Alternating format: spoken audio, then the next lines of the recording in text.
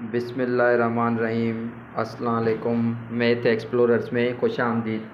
जैसे कि हमने 1.1 सेक्शन पूरा किया था, आज हम स्टार्ट करेंगे सेक्शन 1.2।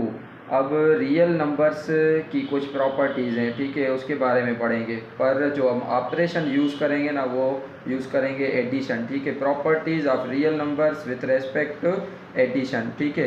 तो ऑपरेशन हमारा कौन सा होगा? एडिशन का। रियल नंबर्स, हर कोई नंबर क्या है? रियल नंबर है।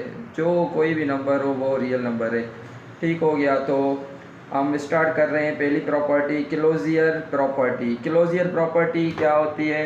हम कहते हैं for all a comma b belongs to real numbers. दो हमारे पास रियल नंबर्स हैं। दिस इम्प्लाइज दैट, अब अगर दो रियल नंबर्स हमने उठाएं, कहाँ से उठाएं? रियल नंबर से, ठीक है। उन दोनों को अगर हम प्लस कर रहे हैं ना, फिर क्या आना चाहिए? फिर अगर रियल नंबर आता है तो हम कहेंगे कि ये सेट क्लोजर प्रॉपर्टी सेटिस्फाई करता है, ठीक है। जाहिर सी बात है, अगर आप दो रियल नंबर्स उठाएंगे, ये किस चीज़ की नोटेशन है? फॉर ऑल, कोई से भी हो, ऐसे नहीं है कि सिर्फ बस दो ही उठाएं, कोई से भी दो उठाएं, उन दोनों को अब क्या करेंगे? आप ऐड करेंगे, ठीक है, क्योंकि हम ऑपरेशन क्या पढ़ रहे हैं? एडिशन का। तो ये हमारा रियल नंबर ही आएगा, ठीक है। एग्जाम्पल 5,7, 5,7 इसका हमने उठाए रियल नंबर से, ठीक है। दिस इम्प्लाइज दैट अगर इन दोनों को हम सम करें तो क्या आएगा? सम करें तो 12 आएगा। अब आप देखें, जो ये 12 है ना, तो ये भी रियल नंबर है, ठीक है। तो हम कहेंगे रियल नंबर का जो सेट है ना, वो क्लोजर प्रॉपर्टी सेटिस्फाई करता है। तो सिंपल हम ये कहेंगे, किसी भी सेट से हम एलिमेंट्स उठाएं, कोई से भी एलिमेंट्स उठाएं, सेम भी उठा सकते हैं, ठीक है, तो वो फिर उसी सेट में आने चाहिए। फॉर एग्जांपल अब क्वेश्चन आता है कि क्या ये सेट क्लोजर प्रॉपर्टी सेटिस्फाई करता है या नहीं करता। इसमें एलिमेंट्स ही दो हैं, ठीक है। तो आप क्या कहेंगे? ये एडिशन के हिसाब से क्लोजर प्रॉपर्टी सेटिस्फाई करेगा या नहीं?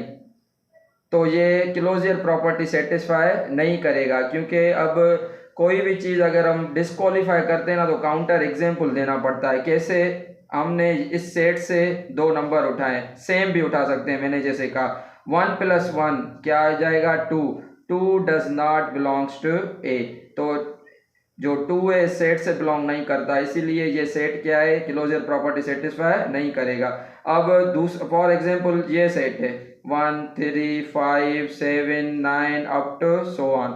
मैं कहूँ ये सेट क्लोजर प्रॉपर्टी सेटिस्फाई करेगा, तो ये भी क्लोजर प्रॉपर्टी सेटिस्फाई नहीं करेगा, क्योंकि 3 + 5 को हम जमा करेंगे, 3 + 5 क्या आएगा? 8 इस सेट में नहीं है, तो ये भी क्लोजर प्रॉपर्टी सेटिस्फाई नहीं करेगा, ये भी नहीं करेगा, ठीक है। तो रियल नंबर सेटिस्फाई करता है। तो आपने बस ये देखना है, वहाँ से हम एलिमेंट्स उठाएं, उनको सम करें, फिर उसी सेट में आना चाहिए, ठीक है। ये थी हमारी क्लोजर प्रॉपर्टी। अब दूसरी प्रॉपर्टी पे आते हैं। दूसरी प्रॉपर्टी है कम्यूटेटिव प्रॉपर्टी। कम्यूटेटिव प्रॉपर्टी के लिए हम दो नंबर उठा रहे हैं रियल नंबर से। अब कम्यूटेटिव प्रॉपर्टी क्या होती है?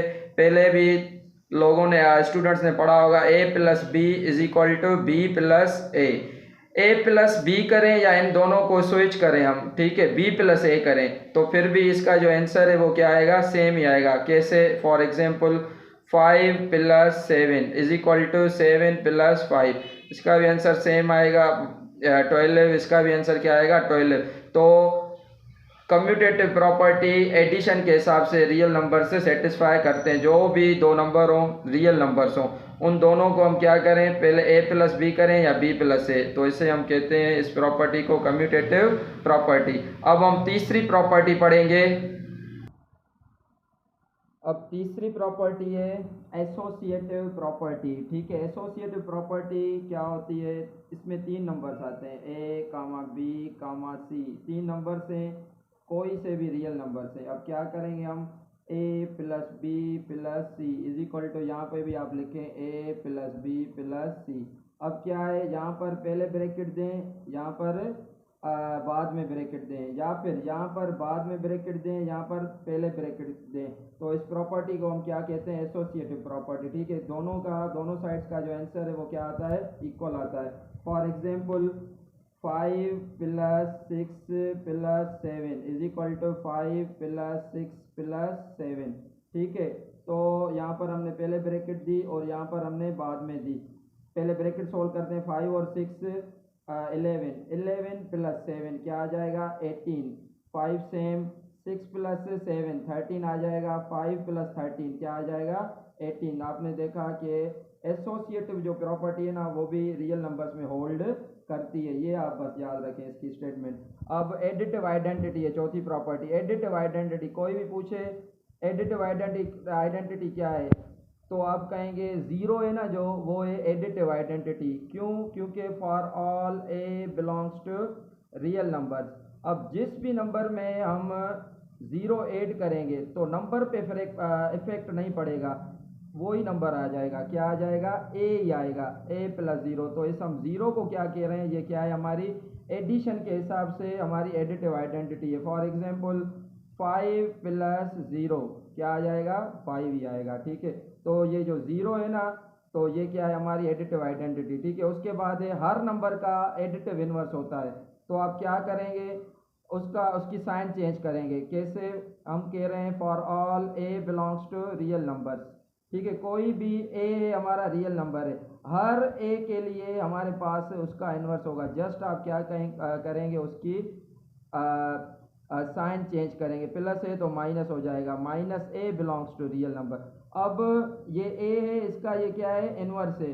तो ए इन दोनों को अगर हम ऐड करेंगे ना, क्योंकि हम एडिशन पढ़ रहे हैं, तो जवाब क्या आएगा एडिटिव आइडेंटिटी आएगा। ठीक है, नंबर को फॉर एग्जांपल हम नंबर को अपने इनवर्स में ऐड कर रहे हैं। ठीक है, तो हमेशा क्या आएगा ज़ीरो ही आएगा। कैसे? 5 प्लस माइनस 5, 5 में से 5 कट जाएगा तो ये ज़ीरो आएगा।